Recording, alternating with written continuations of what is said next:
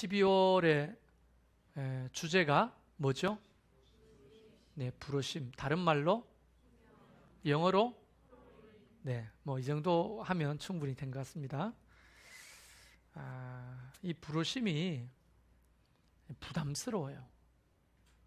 어떤 부르심이든지 하나님의 부르심은 부담스러운 겁니다.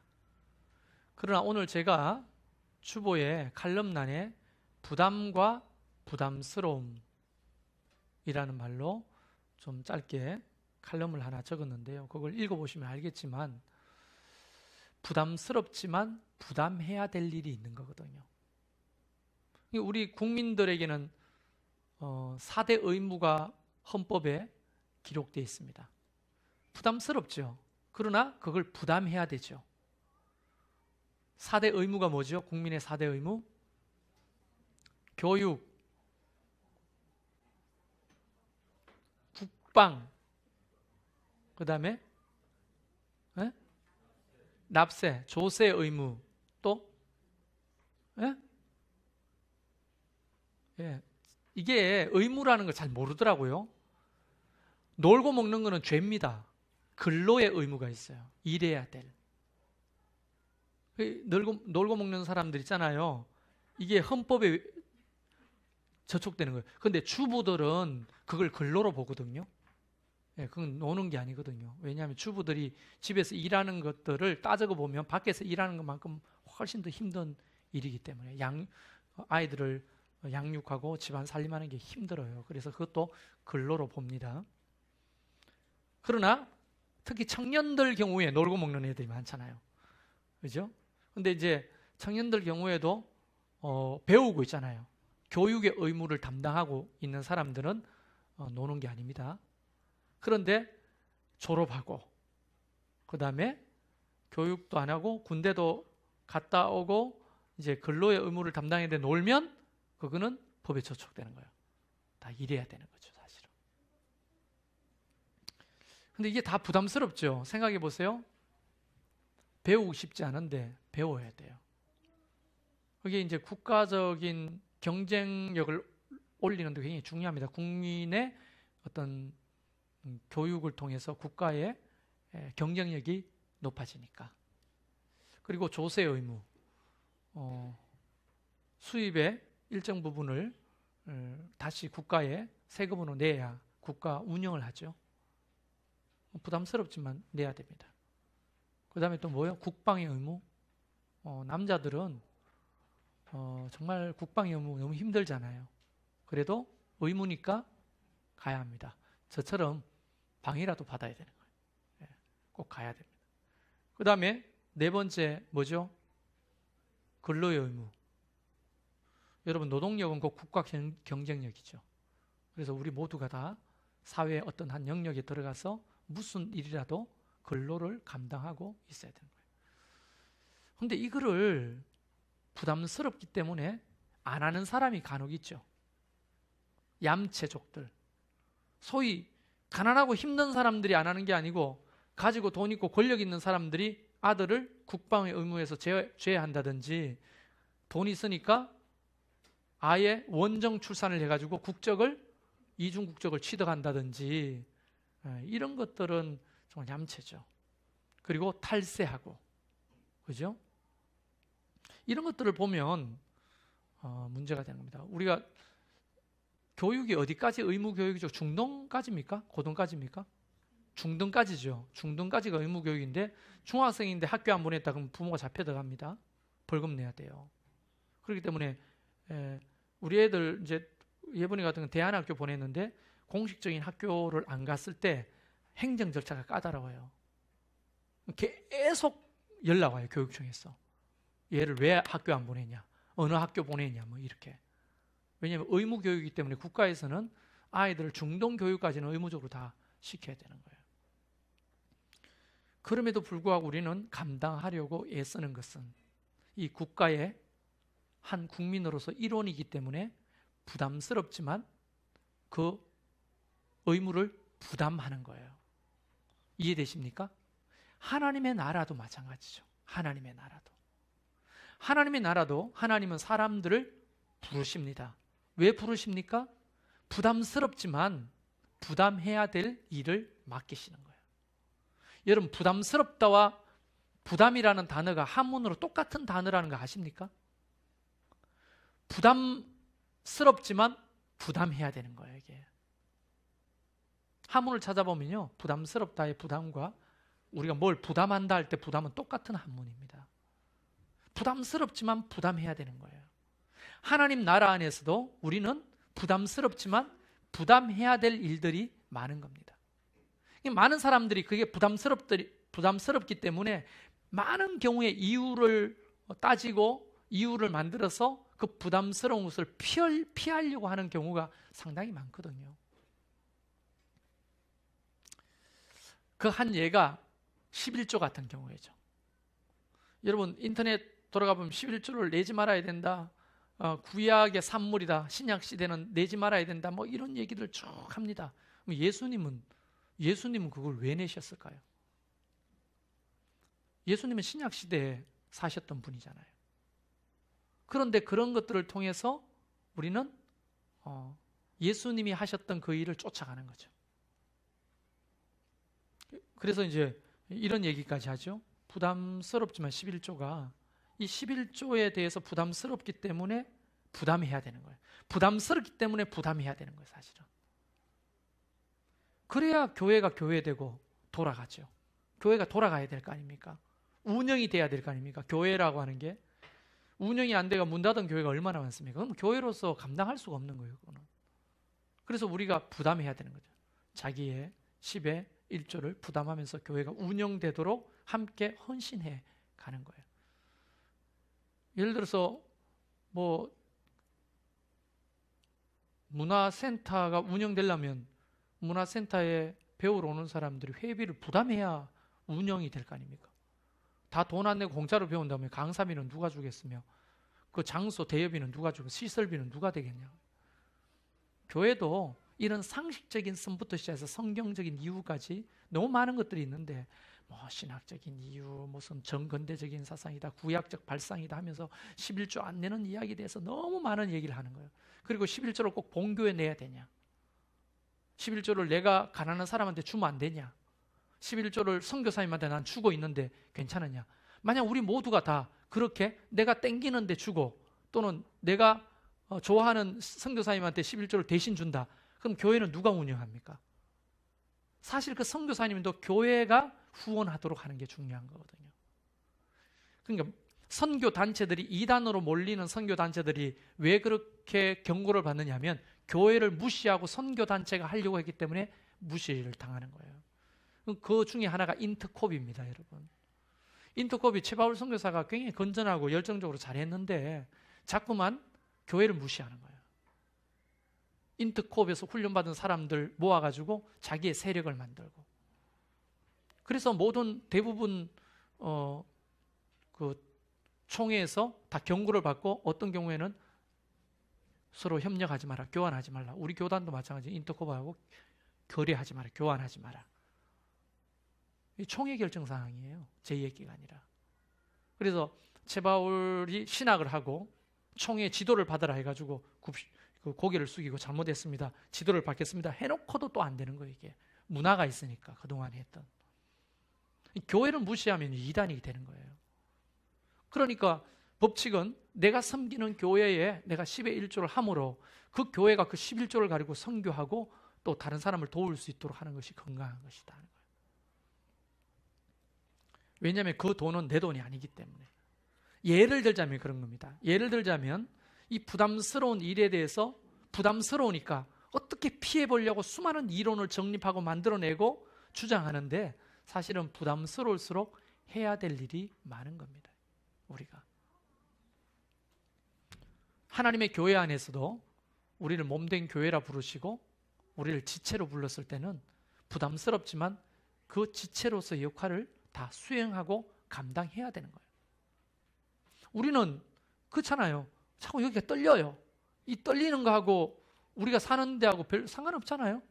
이게 떨려도 사는데 지장 없잖아요. 근데 떨려도 어때요? 신경 쓰이죠.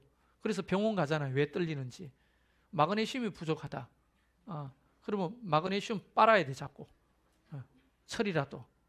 그러면 그런다고 되냐고 이게 신경적인 일도 되고 자꾸 신경 쓰이잖아요. 온몸을 신경 쓰게 하잖아요. 떨리는데. 그래요, 안 그래요? 이거 뭐까지 떨려도 살 수 있다 이렇게 못 사는 거예요. 이거 하나만 떨려도 자꾸 신경 쓰여서 다른 일을 못 하는 거예요. 이게 우리 몸이거든요. 그런데 생각을 해보세요. 머리가 안 자라. 그런데 다 안 자라는 게 한 군데만 안 자라. 신경 써야 안 써요? 그걸 원형 탈모라고 하는 거거든요. 그게. 아니까지 원형 탈모 있으면 우리 몸이 죽는 건 아니잖아요. 그래도 원형 탈모 때문에 우울증까지 빠집니다. 사람들이. 그렇죠? 그 별거 아닌 것처럼 보이지만 이 원형 탈모 때문에 우울증에 걸리고 모든 것이 신경이 빠지고 사람들 앞에 나가는 걸 꺼려하고 대인 기피증이 생기고 별거 아닌 것처럼 보여도 그게 우리 몸에서는 다 제 기능을 해야 되는 거예요. 교회 안에는 더더욱 마찬가지입니다. 그래서 하나님은 사람을 부르시는 거예요. 모든 역할에 부르시고 직임으로 부르시고 해야 될 일을 맡기면서 부르시는 거예요. 예외가 없습니다. 모두가 다 부르심이 있는 거예요. 근데 우리 1부, 2부에 말씀드린 대로 이 부르심은 너무나 부담스러워요. 그래서 사람들이 처음부터 알겠습니다. 내가 주님을 위해서 쓰임 받겠습니다 하는 사람이 성경에조차도 거의 없어요. 여러분, 모세라고 하는 사람은 이스라엘의 어떤 의미에서는 이스라엘이라고 나라의 창시자이기도 합니다. 왜냐하면 모세가 없었다면 이스라엘 백성들을 애굽에서 이끌어서 가나안 땅에 오게 할 수도 없었고, 물론 아브라함과 이삭과 야곱의 하나님이 있었지만 이스라엘이라고 하는 나라가 생길 때는 야곱 때부터거든요. 왜냐하면 야곱의 이름이 이스라엘이거든요. 그 야곱의 이름이 나라 이름이 되는 거거든요. 이스라엘. 몰랐죠? 그것만 알아도 오늘 땡 잡았네. 야곱의 이름이 이스라엘, 나중에는 이스라엘이 여수룬 이렇게 되는 거거든요. 그 사람 이름이 나라 이름이 국호가 됩니다. 그런데 그 히브리 민족일 때는 국가적인 조직이 없었어요. 그런데 땅에 정착하고 가나안 땅에 정착하고부터 국가적인 조직과 체계가 생겨나기 시작하는 거죠. 그래서 그때부터 이스라엘이라고 하는 나라가 생기는 겁니다. 그러니까 아브라함이 믿음의 조상이라면 모세는 이스라엘을 세운 어떤 의미에서는 국가를 창건한 사람일 수도 있어요. 대단한 사람이죠. 그런데 하나님이 그를 부르실 때 그조차도 하나님의 부르심에 순종할 수가 없었습니다.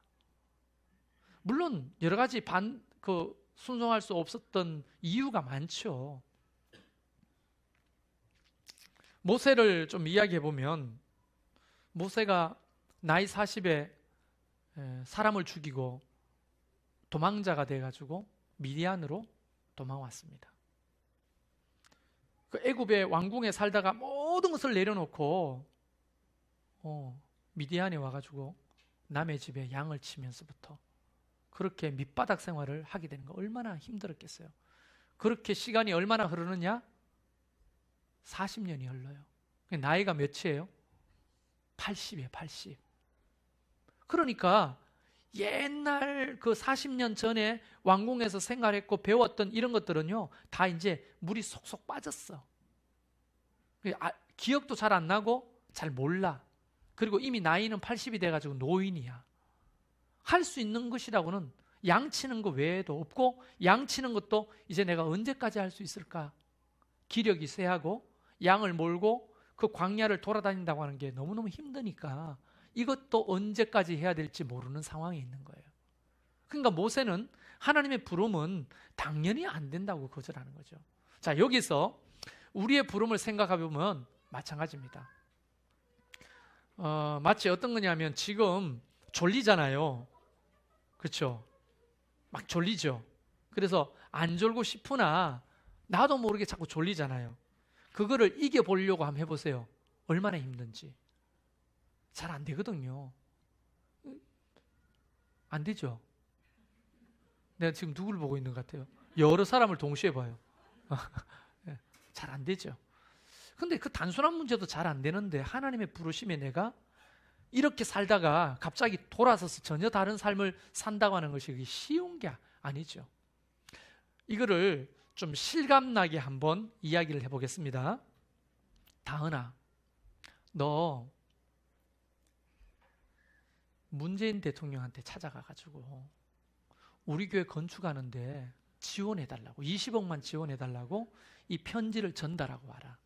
비서진한테 주면 안 되고 꼭 당사자를 만나서 전달하고 읽는 걸 보고 된다 안 된다 말을 듣고 와라. 알겠지? 자, 편지 가지고 가. 라고 하면 다은이는 예, 제가 만나고 오겠습니다 할 수 있을 것 같아? 문재인 대통령은 그래도 말이라 통하지. 너 트럼프한테 가가지고 이 편지를 전하고 와라 라고 말하면 누가 우리 중에 가겠다 하겠어요? 근데 모세는 나이 80에 잊혀진 애굽으로 가서 바로 왕에게 뭐라고 말을 하고요? 내 백성을 끌고 나가겠다고 허락을 받으라는 거예요. 말이 되는 얘기입니까? 다은이한테 야 트럼프한테 가가지고 우리 교회 짓는 20억 지원해달라고 말하고 허락받아와 라고 말하면 제일 먼저 뭐가 떠올라? 무슨 돈으로 외국에 가지? 교회에서 가라 했으니까 주겠지. 안 줘. 영어 돼? 영어 좀 돼? 안 돼. 그러면 어떻게 말을 하지? 그리고 그 백악관에 가면 날 넣어주나? 만나게 해주나? 누구한테 얘기해야 돼? 그냥 앞이 깜깜한 거예요. 지금 만화 영화 같은 얘기를 하는 것처럼 보이지만 모세는 마치 그때 그와 같은 느낌이었다는 거예요. 80대 노인이, 양치기 노인이 어떻게 그때 당시에 최고의 강대국인 애굽에 가가지고 그것도 바로왕을 만나가지고 거기 살아갔던 사람들을 내가 데리고 나가겠다 허락을 받으라. 이게 말도 안 되는 얘기죠. 그러니까 안 된다는 거예요. 이거는. 이 부르심은 불가능하다. 모세 머릿속에서는 불가능한 거예요. 그래서 하나님이 네 손에 뭘 들고 있느냐? 들고 있는 게 지팡이인데요. 그걸 던져봐라. 던지라고요? 던졌어요. 그랬더니 뱀이 되는 거야. 여러분한테 물어보겠습니다. 독사일까요? 독 없는 뱀일까요? 하나님이 성경에는 안 나옵니다만은 독사를 만들었을까요? 물려도 괜찮은 독 없는 뱀을 만들었을까요? 예? 독사입니다. 독사. 왜냐하면 그 광야에는요 독사가 훨씬 많아요. 독사를 만들었다고. 근데 하나님이 뭐라고 하냐면 그 꼬리를 잡으라는 거예요. 꼬리를. 내가 지난주 수요일 날 얘기했죠. 언주 들었지? 꼬리를 잡으라고 하는 말은 무슨 말인 거야? 뱀을 잡을 때 어디를 잡아야 돼요? 머리를 잡아야지. 그래야 내가 안 물리지. 근데 꼬리를 잡으면 독사한테 물리는 거예요. 하나님은 처음부터 꼬리를 잡으라는 거예요. 진짜 이게 무슨. 그래서 모세가 죽으면 죽으리다 하고 꼬리를 잡았어요. 그랬더니 막 지팡이가 되는 거예요. 여러분 이 놀라운 사건을 경험하면 우리 마음은 가도 되겠다 이런 마음이 들어야 되는데 아닌 거예요. 못 받아들이는 거예요. 자, 다은이한테 다은아, 네 몸에 지니고 있는 뭐 액세서리 같은 거 있어? 없어요. 왜 그렇게 사니? 저 좀 언니 뭐라도 좀 사줘. 이쁘게. 자, 너 지연이 시계를 가지고 있네. 그거 내가 볼 때 몇만 원 안 하는 것처럼 보이는데 맞지? 그걸 던져봐. 그리고 다시 잡아. 롤렉스가 되는 거야. 롤렉스가. 그 정도 사인을 보여주시면 미국 트럼프한테 갈 수 있겠어? 같이 누가 그랬어? 못 가지요. 그래도 못 가는 것 같아 나는. 일단 영어가 안 되는데 어떻게 가겠어요? 그래가지고 모세에게 야, 손 내밀어봐. 손은 왜요? 품속에 넣어봐라. 넣었어요. 내봐라 했더니 뭉둥병이 걸려있는 거예요. 뭉둥병이. 썩어가 진물이 막 나는 거예요. 왜 이래? 왜요? 다시 품에 넣어봐라. 넣었다가 다시 냈더니 깨끗하게 된 거예요. 이런 사인을 보고도 또 하나님이 부르심에 응답을 못합니다. 주님은 지금 모세에게 뭘 하면 계속 설득하는 거예요. 설득. 그래서 하나님이 설득하실 때 설득을 당해야 되는 거예요. 이해되십니까? 하나님은요, 우리를 부르실 때 하나님도 알고 계셔요. 주님, 내가 여기 있사오니 나를 보내서 할 사람 아무도 없다는 거 아셔요. 그렇기 때문에 하나님은 우리를 부르실 때는 반드시 설득을 합니다. 아까 1부, 2부 예배 때 누구를 설득하는 거 봤어요? 기드온 설득했죠. 그게 설득이잖아요. 계속 말도 안 되는 이야기를 하는 기드온을 계속 설득해서 세우시잖아요. 모세도 마찬가지거든요. 모세가 80쯤 되면 철 들을 줄 알았는데 철도 안 들었어.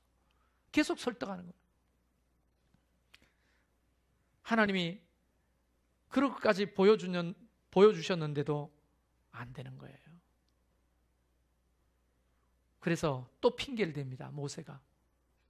나 말을 못해요. 너 비행기값 줄게, 미국 가는. 그리고 백악관에 전화해가지고 넣어달라고 허락을 받아줄게. 갈 수 있겠어? 트럼프한테 이야기할 수 있겠어? 그럼 마지막 걸리는 게 뭐야? 언어가 걸리는 거예요, 말이. 모세가 그 얘기를 하는 거예요. 다 좋습니다. 나는 입이 둔하고 지금 그 이집트 말 잊은 지가 오래입니다. 여러분, 이집트 말을 잊은 지가 오래예요. 지금 모세가 사용했던 말도 이집트에서 사용했던 말이지만 미디안의 말은 또 다릅니다. 이집트 말을 잊었어요. 말을 못해요. 아니, 이집트 말을 안다고 할지라도 입이 둔해가지고 말을 잘 못합니다. 이런 핑계를 댑니다. 그럴 때 하나님이 네 형 아론이 있잖아. 아론이 욕을 잘하니까 보내줄게. 그럼 지연이가 네보다 영어를 좀 잘하니까 지연이를 트럼프한테 같이 가라. 그러면 둘이 같이 가도 갈 수 있겠어? 다은이는 지연이랑 같이 가면 가겠대. 지연아, 너는? 저 혼자? 네, 그래요. 애들은 왜 이렇게 터벅터벅 이렇게 그럴까요?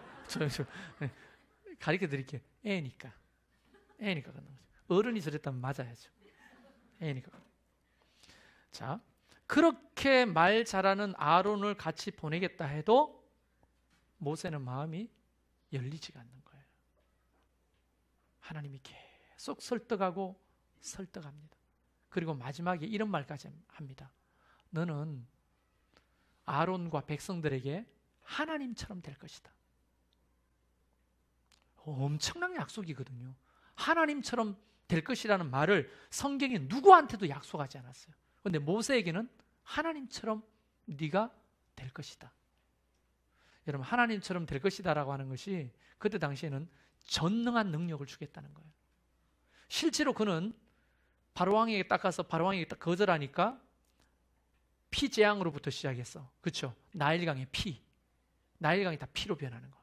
피재앙은 이 파리재앙, 독종, 이런 재앙들을 10가지 재앙을 그가 이 지팡이를 들고 외칠 때마다 이루어지는 거예요.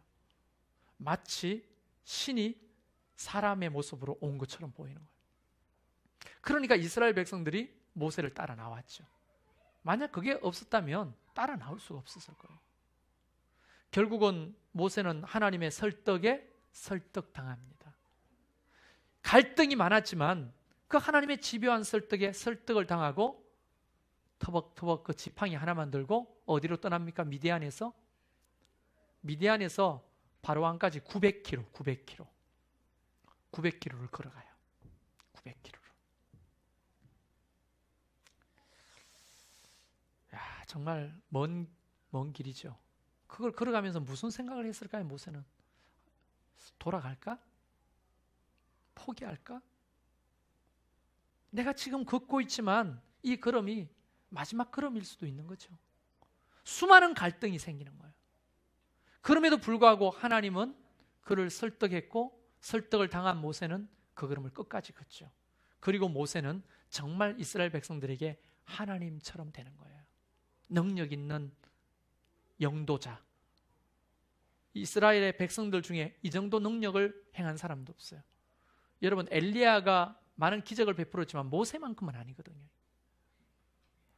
엄청난 믿음의 사람으로 하나님이 세워주시는 거예요. 그래서 오늘도 굉장히 중요한 핵심은 뭐냐면 하나님이 우리를 설득하실 때, 목사를 통해 설득하고 목자를 통해 설득하고 환경을 통해 설득하고 기도 중에 하나님께서 이런 마음 가운데 여러 가지 감동으로 설득하실 때 우리가 고집을 피우고 끝까지 안 됩니다 라고 하는 것보다도 지는 척이라도 하면서 설득당할 때 하나님은 우리를 들어 위대하게 사용하기 시작하시는 거예요.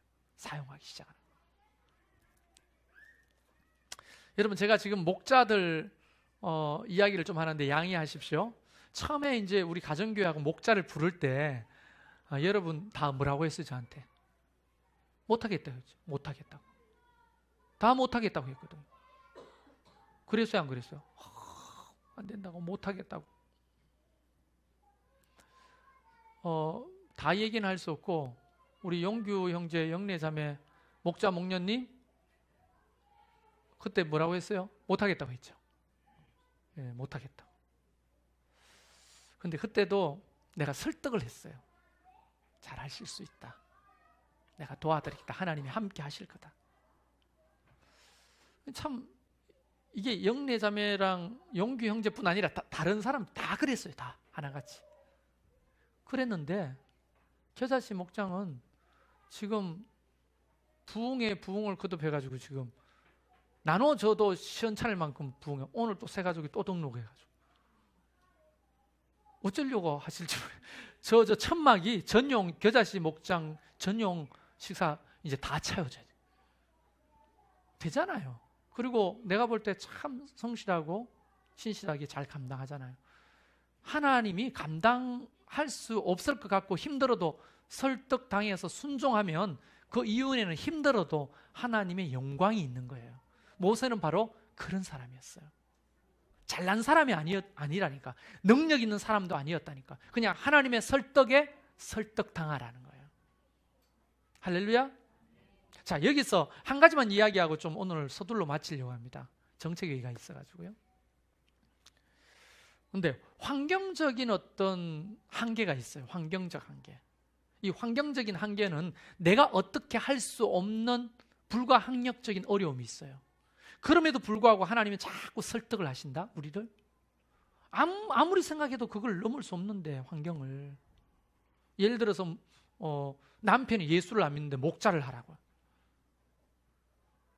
아니 남편이 예수를 안 믿는데 내가 목자를 하면 집을 오픈하는 것도 눈치 보이고 얼마나 어려울까요?